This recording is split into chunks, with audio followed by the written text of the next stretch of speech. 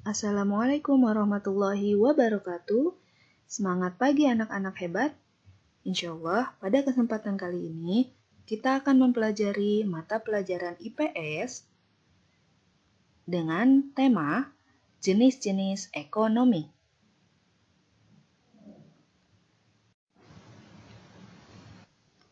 Teman-teman, berikut adalah bentuk kegiatan ekonomi dalam kehidupan kita sehari-hari. Ada apa saja ya? Bentuk kegiatan ekonomi bisa dibedakan dalam berbagai bidang. Pertama, dalam bidang pertanian. Contohnya adalah bercocok tanam dan memanen hasil pertanian, seperti petani padi dan jagung. Selanjutnya, bidang perkebunan, yaitu menanam kopi, teh, kelapa sawit, tebu, dan karet. Contohnya, perkebunan kelapa sawit. Dalam bidang peternakan, yaitu pembudidayaan hewan ternak, misalnya ayam, kambing, sapi, dan kerbau. Contohnya, peternak kambing, sapi, dan unggas. Dalam bidang perikanan, yaitu pembudidayaan ikan air tawar dan air laut. Contohnya, penambak udang. Dalam bidang kehutanan, yaitu meningkatkan hasil hutan dengan menanam berbagai macam tumbuhan kayu, misalnya jati dan mahoni. Dalam bidang perindustrian, mengolah bahan mentah menjadi bahan jadi, contohnya pabrik makanan kaleng, pabrik sepatu, dan pabrik kertas. Yang terakhir, dalam bidang pelayanan jasa, yaitu melayani masyarakat dalam bentuk layanan terhadap konsumen, misalnya dokter, pegawai, penjahit, dan arsitek.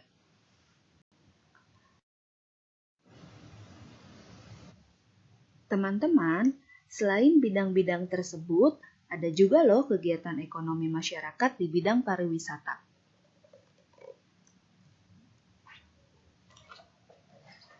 Pariwisata merupakan segala sesuatu yang berhubungan dengan rekreasi. Banyak usaha-usaha atau kegiatan-kegiatan ekonomi yang berkaitan dengan bidang tersebut. Contohnya, penyewaan tempat penginapan, jasa transportasi wisata, penjualan cindramata, dan penjualan makanan dan minuman di tempat wisata.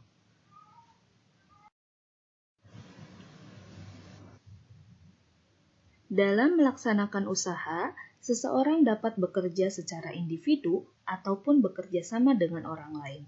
Bahkan, usaha seseorang tersebut juga dapat ditanggung oleh negara loh. Berikut adalah jenis-jenis usaha yang dikelola secara perorangan dan perkelompok. Yang pertama, usaha perorangan. Kedua, firma. Ketiga, persekutuan komanditer atau CV. Keempat, perseroan terbatas atau PT. Kelima, badan usaha milik negara atau BUMN. Dan koperasi. Teman-teman, kita bahas satu persatu ya.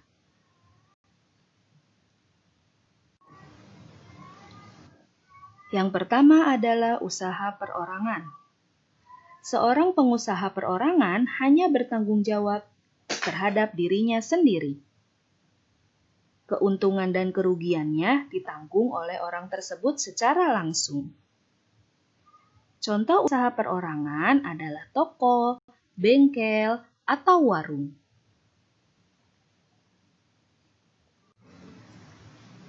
Yang kedua adalah firma. Perusahaan yang didirikan oleh paling sedikit 2 orang. Setiap anggotanya memiliki hak melakukan tindakan. Dan resiko kerugian pun ditanggung bersama-sama. Selanjutnya adalah persekutuan komanditer atau CV. Apa ya CV? CV adalah usaha yang memiliki 2 macam anggota, yaitu anggota aktif dan anggota pasif. Anggota aktif berperan dalam menjalankan roda usaha, sedangkan anggota pasif bertanggung jawab dalam pemberian modal usaha. Contohnya adalah CV Rian Motor atau CV Kayu Jati Luhur.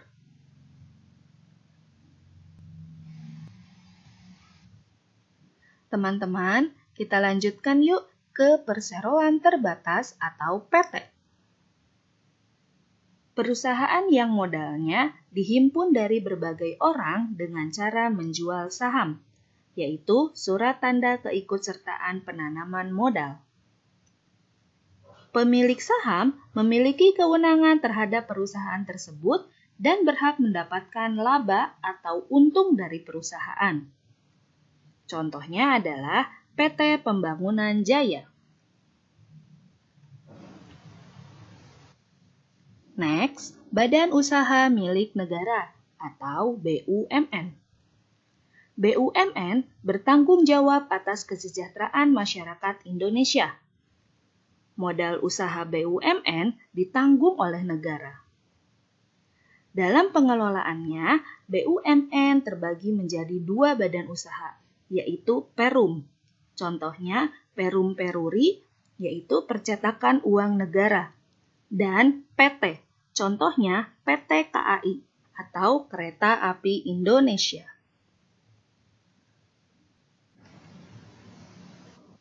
Yang terakhir adalah koperasi. Koperasi merupakan usaha bersama berdasarkan asas kekeluargaan. Di dalam koperasi, semua anggota wajib membayar simpanan pokok dan juga simpanan wajib setiap bulannya. Contoh koperasi adalah Koperasi Unit Desa atau KUD.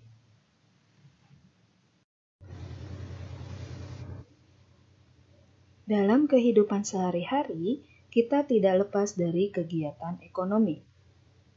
Kegiatan ekonomi meliputi kegiatan produksi, distribusi, dan konsumsi. Ketiga kegiatan ekonomi ini saling berkaitan satu sama lain.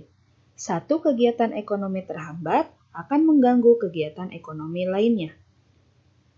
Kita bahas satu persatu ya.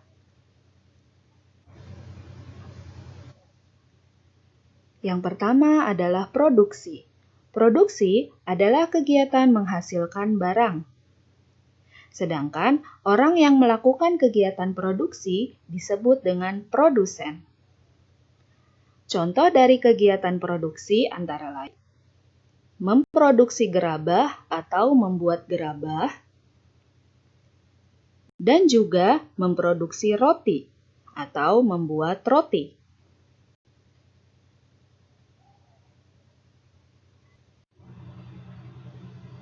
Yang kedua adalah kegiatan distribusi atau menyalurkan hasil produksi.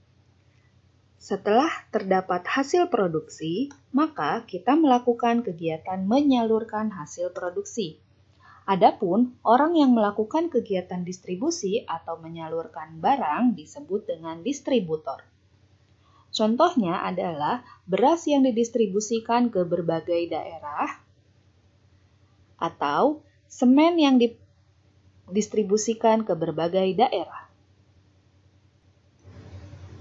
Selanjutnya adalah kegiatan konsumsi. Kegiatan konsumsi adalah menghabiskan atau mengurangi nilai guna pada barang dan jasa. Sedangkan orang yang melakukan kegiatan konsumsi disebut konsumen. Contohnya adalah ketika kita menggunakan sepatu atau membeli sepatu, maka kita adalah konsumen sepatu.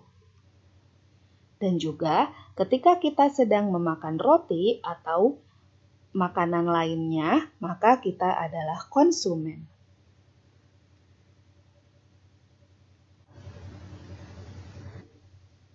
Teman-teman, kita harus ya menghargai usaha orang lain. Bagaimana ya cara kita menghargai usaha orang lain? Yang pertama, tidak merendahkan usaha orang lain. Yang kedua, tidak mengganggu usaha orang lain. Yang ketiga, tidak merasa iri terhadap keberhasilan usaha yang dicapai orang lain. Lalu, bersaing dengan sehat jika kita memiliki usaha yang sama. Dan jika kita telah sukses dengan usaha yang kita jalani, maka sebaiknya juga ikut membantu usaha orang lain supaya sukses seperti kita. Nah, teman-teman, itu cara kita menghargai usaha orang lain. Kita harus selalu ya menghargai usaha orang lain. Demikian hari ini. Terima kasih banyak anak-anak hebat kelas 5 dan tetap semangat. Wassalamualaikum warahmatullahi wabarakatuh.